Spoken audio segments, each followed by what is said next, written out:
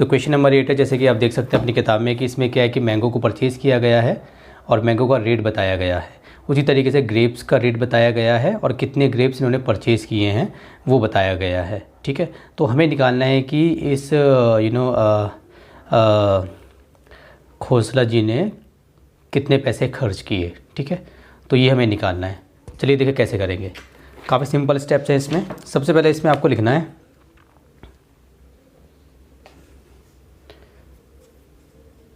Rate of 1 kg of mangoes.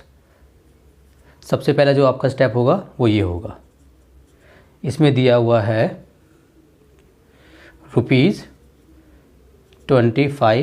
3/4। ये कितना हो जाएगा 25 4, ये हो जाएगा 100 और 103/4 रुपीज़। ठीक है, 1 किलो जो वो है आम इतने रुपए के हैं।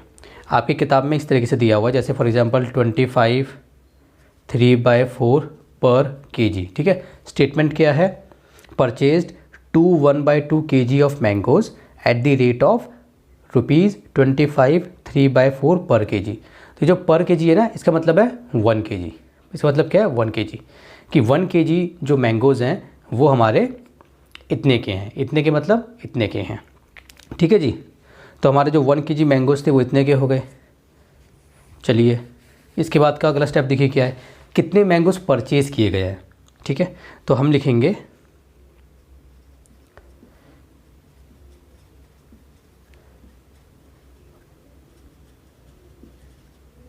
कितने मैंगो परचेज़ किए हैं, परचेज्ड मैंगोज़। इन्होंने कितने मैंगोज़ परचेज़ किए हैं 1/2 kg। ये कितना होता है 5/2 kg। इतने मैंगोज़ इन्होंने परचेज़ किए हैं। तो इतने मैंगोज़ कितने के हुए, अगला स्टेप लिखेंगे रेट ऑफ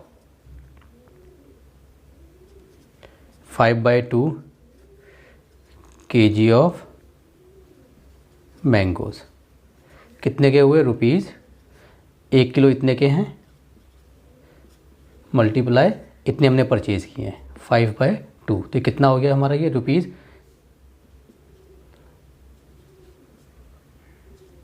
इतना हो गया। ये हमने कैसे निकाला, मिसाल के तौर पे। ठीक है, एक पेन 10 रुपये का है, एक पेन 10 रुपये का मिसाल के तौर पे। तो 2 पेन कितने के होंगे 2 × 10 20 के। अच्छा 10 पेन कितने के होंगे 10 × 10 100 के।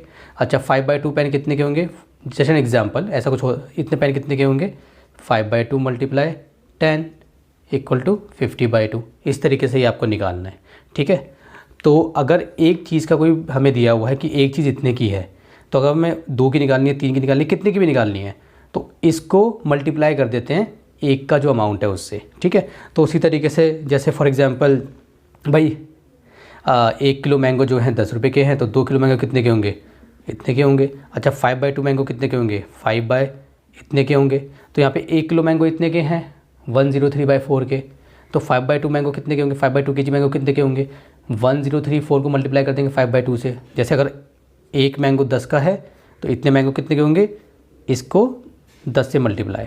उसी तरीके से अगर एक मैंगो, अगर 1 kg मैंगो हमारे इतने के हैं, ठीक है, तो 5/2 मैंगो कितने के होंगे 5/2 × 103/4। इस तरीके से। ठीक है, जो ग्रेप्स का है उसके लिए भी मैं सेम फार्मूला यूज़ करूँगा, इसी तरीके से मैं इसको यूज़ करूँगा। तो आप समझ जाना, मैंने आपको ब्रीफ में समझा दिया कि ऐसे मैंने क्यों लिखा है। अब बस मैं जल्दी जल्दी से इसको सॉल्व करता हूँ। ठीक है जी, अब हम लिखेंगे rate of 1 kg of grapes. हमारे जो ग्रेप्स हैं 1 किलो ग्रेप्स कितने के हैं 15 1/2 रुपीज़, 15 1/2। तो कितना हो गया 31/2। इतने के हमारे ग्रेप्स हैं। ठीक है, अब परचेज़ कितने किए गए हैं। ठीक है, इन्होंने ही खरीदे हैं ग्रेप्स भी।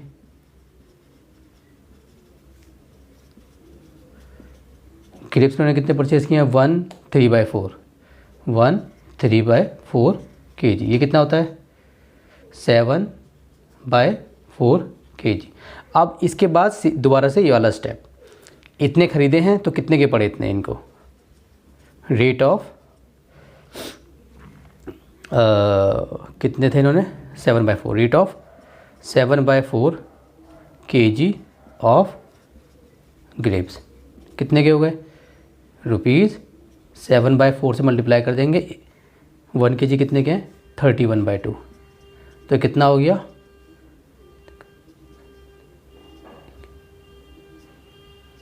इतना हो गया। ठीक है जी, तो ये आ गया हमारा और ये आ गया। तो इन्होंने मैंगो को ख़रीदने के लिए इतने पैसे खर्च किए और ग्रेप्स को ख़रीदने के लिए इतने पैसे खर्च किए। तो क्वेश्चन में पूछा गया था टोटल कितने पैसे खर्च किए, तो हम लिखेंगे टोटल मनी शी स्पेंट। ठीक है जी, कितने पैसे उन्होंने खर्च कर दिए, इसको प्लस कर देंगे, रुपीज़ 515/8 प्लस रुपीज़ 217/8। कैसे प्लस करेंगे, मैंने सिखाया था ऐसे वाले को कैसे प्लस करते हैं, एलसीएम ले लेंगे, एलसीएम तो 80 आएगा और ऊपर क्या आएगा, rupees 515 bracket plus rupees 217 bracket. अब दोनों में क्या है, ठीक है, ये हो गया, ब्रैकेट में क्या आएगा 1 आएगा। ठीक है, जब नीचे सेम होता है तो ऊपर ब्रैकेट में 1 आता है, आप ऐसे भी लिख सकते हो और डायरेक्ट भी आप लिख सकते हो। ठीक है, डायरेक्ट कैसे लिख सकते हो, डायरेक्ट आप ऐसे भी लिख सकते हो इसको, क्योंकि नीचे हमारा एलसीएम सेम है, नीचे सेम नंबर है। ठीक है, जब नीचे सेम नंबर होता है डायरेक्ट लिखो, ब्रैकेट लगाने की ज़रूरत नहीं है। कैसे लिखोगे, सिंपल, 8 आया एल सेम। ठीक है, तो रुपीज़ 515 प्लस रुपीज़ 217 डायरेक्ट लिखो। ठीक है, कितना हो गया ये हमारा 515 और 217 को प्लस कर दो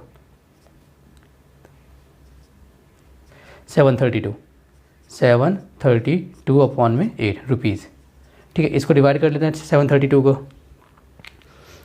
8 से डिवाइड कर लेते हैं, कि जितना भी डिवाइड होगा उतना हम डिवाइड करते रहेंगे इसको। ठीक है, तो 732 है, 8 है, तो आखिरी में 2 और ये 8, तो 2 से घटेगा, 2 4 जा, अब 2 3 जा 6।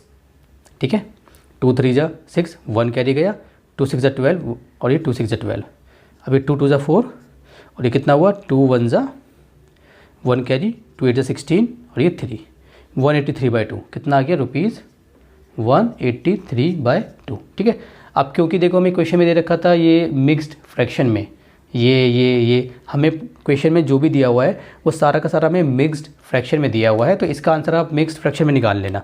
इतना छोड़ोगे तो भी ठीक है, लेकिन आपकी बुक में पीछे आंसर मिक्स्ड फ्रैक्शन में दिया होगा। ठीक है, तो मिक्स फ्रैक्शन में कैसे निकालते हैं, कुछ नहीं है, 183 इसको 2 से डिवाइड करना है, तो 2 9 18 हो गया, 0 बचा, 3 उतारा, 2 1 2 1 बचा, तो इसको हम लिख देंगे रुपीज़, जो ये होता है ये तो नीचे आता है, यहाँ पे जो होता है वो यहाँ पे आता है, रिमाइंडर यहाँ पे आता है, ये हमारे इतने पैसे इन्होंने खर्च कर दिए। ठीक है, इतने पैसे 91/2 इतने पैसे इन्होंने खर्च कर दिए। ठीक है, तो काफ़ी सिंपल क्वेश्चन है, क्वेश्चन नंबर 8। अब हम करेंगे क्वेश्चन नंबर 9।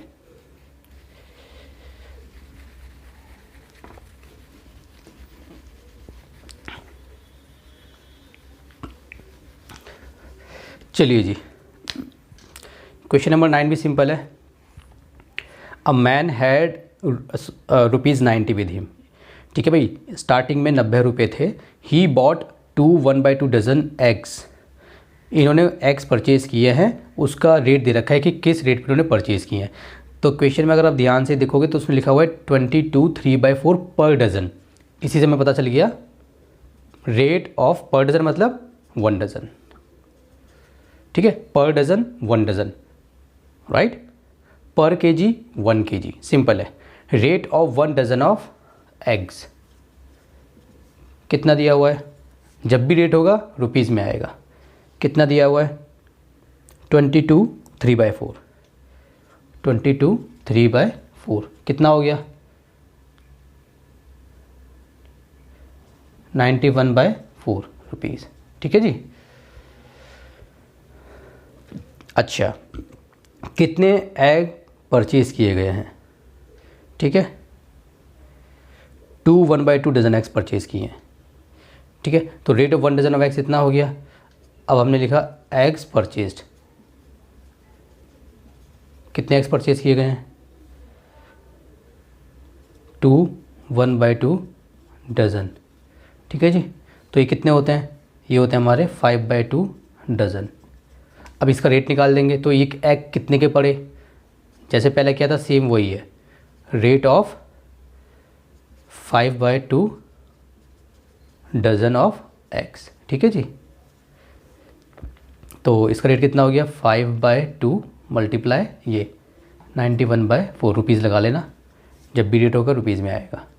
तो मल्टीप्लाई कर दो अपॉन में 8, यहाँ पे क्या आएगा, रुपीज़ आएगा। ठीक है जी, ये हो गया। अच्छा, अब देखिए ध्यान देना, इसने पूछा है कितने पैसे बचे हैं। देखो स्टार्टिंग में 90 रुपीज़ थे, उसमें से माइनस कर दो इतने पैसे। ठीक है, क्योंकि इतने के उन्होंने एग परचेज़ कर लिए। तो फॉर एग्जांपल इतने पैसे थे, माइनस कर दिया हमने इतने। ठीक है, अब जो आएगा वो आंसर हो जाएगा, जो आएगा मतलब कितने पैसे बच गए। तो इसको लिखेंगे कैसे, अब इसको मैं लिखना, इसको बताता हूँ कैसे लिखेंगे। कैसे, इसको मैं ऐसे लिखेंगे,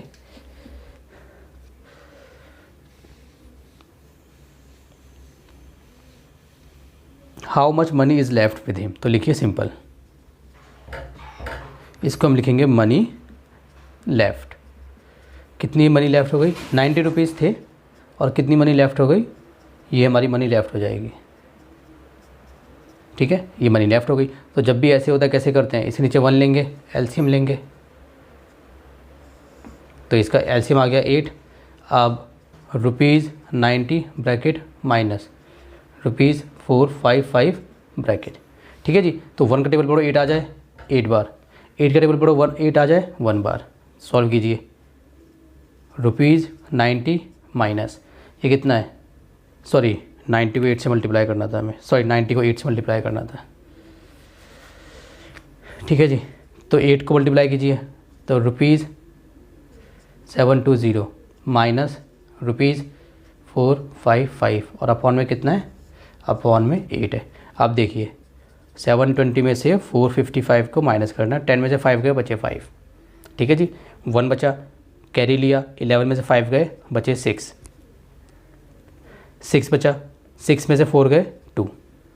तो हमारा कितना आ गया, ₹265/8 आ गया।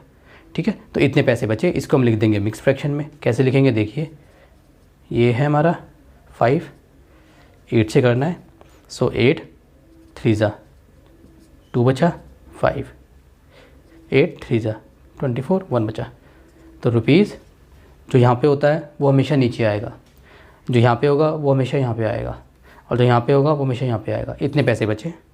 तो मनी लेफ्ट कितनी है, 33 1/8। क्वेश्चन 9 हमारा हो गया। चलिए क्वेश्चन 10 करते हैं, इस एक्सरसाइज का लास्ट क्वेश्चन है।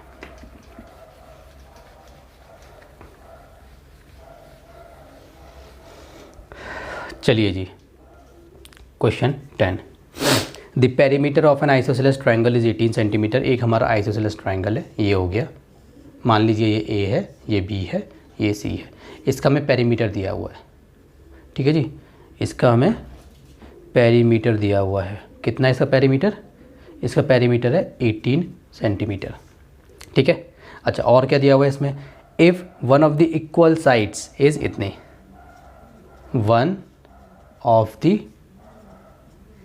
इक्वल साइड्स कितनी है, 5 3/4 सेंटीमीटर, 5 3/4 सेंटीमीटर कितनी हो गई,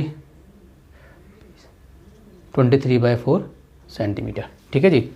अच्छा, ये हमारा कौन सा ट्रायंगल है, इसने दिया हुआ है आइसोसेलेस ट्रायंगल है। तो आइसोसेलेस ट्रायंगल में क्या होता है, उसकी 2 साइडें बराबर होती हैं। तो ये और ये बराबर है, तो हम लिखेंगे लेट्स से ये जो साइड है इसको ए बी मान लेते हैं। Let's say A B equals to 23/4 centimetre, hence A C equals to A B equals to 23/4 centimetre. तो ए सी भी इतना होगा, क्यों, हम लिख देंगे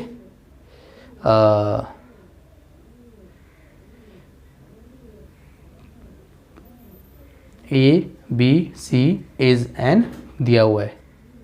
ठीक है, A B C is an isosceles triangle, क्योंकि हमारा A B C isosceles triangle है तो उसकी साइडें बराबर होती हैं। ठीक है जी, ये हो गया। अब पेरीमीटर हमें दिया हुआ है, देखिए दोबारा से लिखिए पेरीमीटर को, कितना दिया हुआ है, 18 सेंटीमीटर। अच्छा, पेरीमीटर किसको बोलते हैं आपको पता होगा। अगर ट्राइंगल है तो ट्राइंगल की तीनों साइड को प्लस कर दो, वो पेरीमीटर बन जाएगा। अगर स्क्वायर है, रेक्टेंगल है, कोई भी ऐसी मतलब उसमें 4 साइड है तो 4 साइड को प्लस कर दो, पेरीमीटर आ जाएगा। 5 साइड है, 5 को प्लस कर दो, पेरीमीटर आ जाएगा। ठीक है, तो इसका पेरीमीटर निकालते हैं। तो पेरीमीटर का फॉर्मूला क्या होगा, A B plus B C plus A C. इसमें 3 साइड हैं, A B plus B C plus A C. ये हमें कितना दिया हुआ है, 18 सेंटीमीटर। अच्छा, ए बी कितना है मेरा, ए बी है मेरा 23/4 सेंटीमीटर। बी सी कितना है, बी सी मुझे पता नहीं है, तो बी सी की जगह आप बी सी लिखा रहने दीजिए या एक्स लिख लीजिए, जैसे भी आपका मन करे। प्लस ए सी कितना है, ए सी भी हमारा यही है अगेन। ठीक है, और ये टोटल हमारा किसके बराबर है, 18 सेंटीमीटर के बराबर है। ठीक है जी। अब एक काम कीजिए, बी सी को यहीं रहने दीजिए, बाकी सबको आप वहाँ पे ले जाइए, क्योंकि हमें बी सी निकालना है ना, तो बी सी को यहीं लिखेंगे। तो 18 है सेंटीमीटर, ये वाला वहाँ जाके -23/4 सेंटीमीटर। प्लस जब बॉर्डर पार करता है तो माइनस हो जाता है, माइनस बॉर्डर पार करता है तो प्लस हो जाता है। ये प्लस का है तो ये भी जाके माइनस हो जाएगा। अब आप बी सी को सिंपल निकाल लीजिए, इसका आप ले लीजिए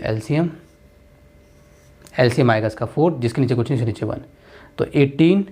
ठीक है, ब्रैकेट अब मैं सेंटीमीटर नहीं लगा रहा, लंबा वो मतलब लिखने में दिक्कत हो रही है उसमें, -23 ब्रैकेट -23 ब्रैकेट।